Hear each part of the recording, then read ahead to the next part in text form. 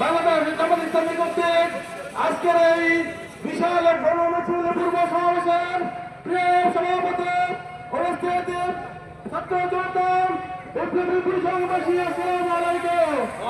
আপনারা জানেন আওয়ামী লীগ সরকার 2009 সালে বিডিআর হত্যাকাণ্ডের মধ্য দিয়ে বাংলাদেশের নতুন করে যে পুলিশ হত্যা করেছিল 2024 সালের ভোটারবিহীন পাতানো ডামি নির্বাচনের মধ্য দিয়ে সেই হত্যাকে আরো বেশি কলঙ্কিত করেছে।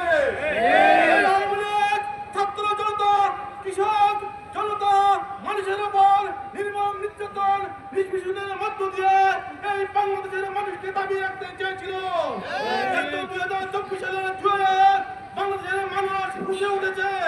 তারা আওয়ামী লীগ অপরাধের বিরুদ্ধে রাজপথে নেমে এসেছে।